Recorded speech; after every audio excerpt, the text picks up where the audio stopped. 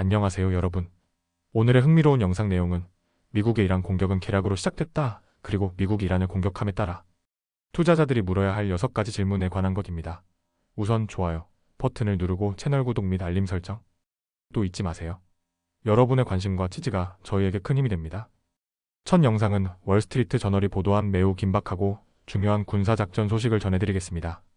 제목은 바로 미국의 이란 공격, 사실은 한편의 계략이었다입니다. 이번 미국의 공습은 단순한 무력 시위가 아니었습니다. 치밀한 기만과 정교한 전략이 결합된 고도로 설계된 작전이었습니다. 미국은 이 작전을 미드나잇 해머, 즉 한밤의 망치라고 명명했습니다. 미국이 어떻게 이란을 기습했는지, 그리고 그 작전의 정치적 군사적 의미는 무엇인지 지금부터 자세히 설명드리겠습니다.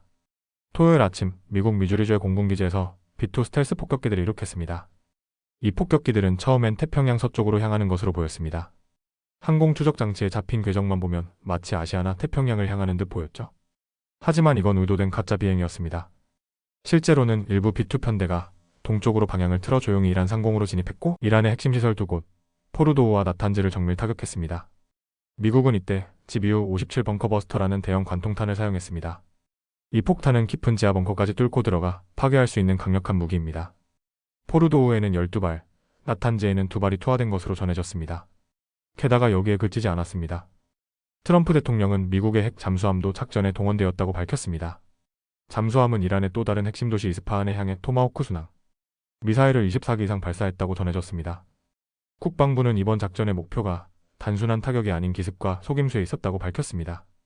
트럼프 대통령은 바로 이날 오후 미국 뉴저지에 있는 자신의 사설 클럽에서 이란 공습에 대한 최종 명령을 내렸습니다.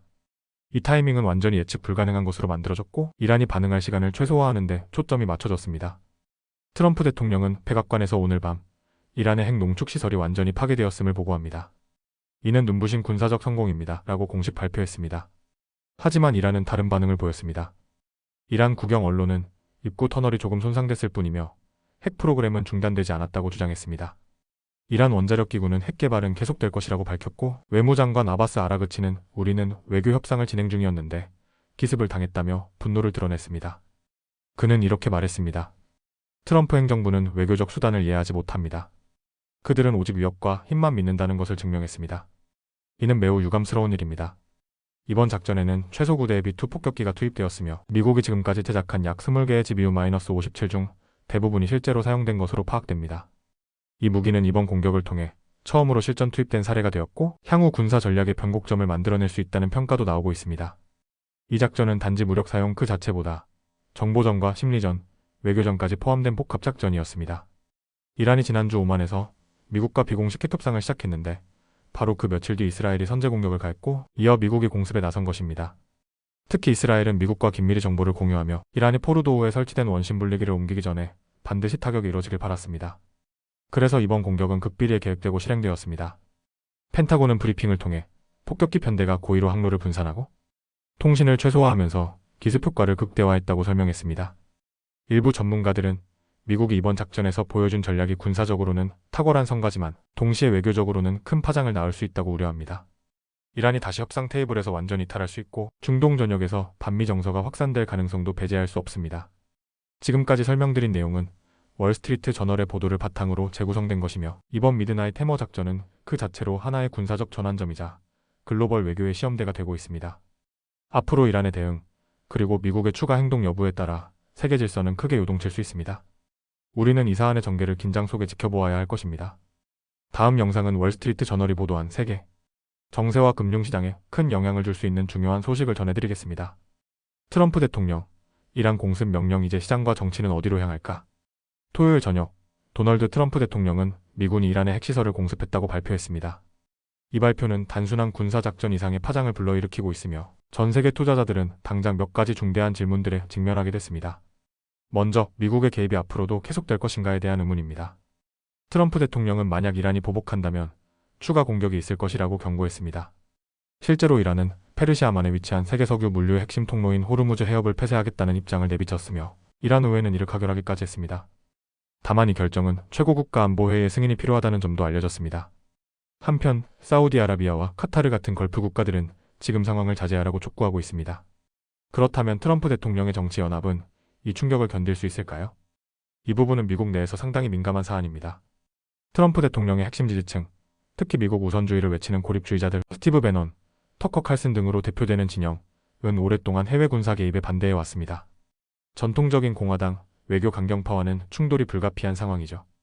일부 여론조사에서는 공화당 지지자 과반수가 이란 공격을 반대했다는 결과도 나왔지만 로널드 레이건 연구소의 조사에 따르면 이런 간극은 과장된 측면도 있다고 전해집니다.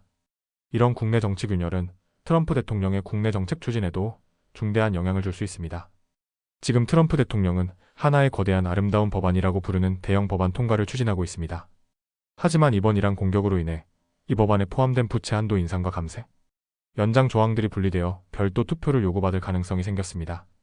또한 미국 정부는 동맹국들과의 무역 협상에도 집중하고 있었지만 이번 군사 개입으로 인해 우선순위가 밀릴 수밖에 없다는 분석도 나옵니다.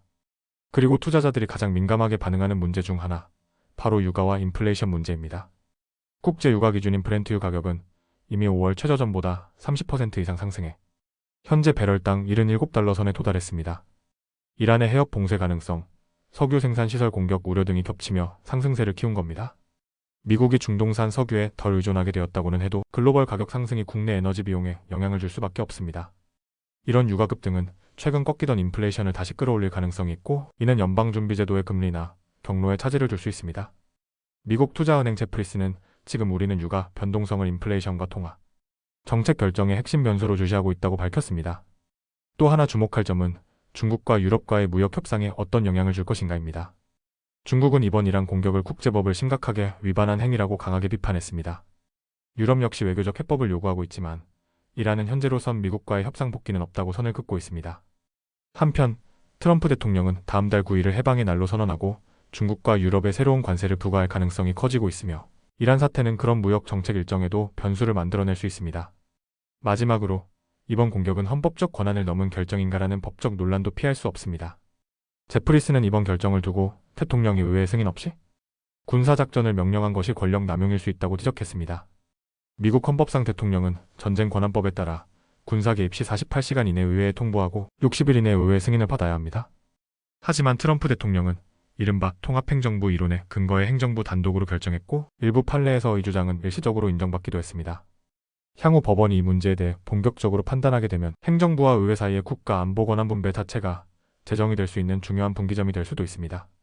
정리하자면 이번 트럼프 대통령의 이란 공습은 단지 군사작전 하나로 끝나는 일이 아닙니다.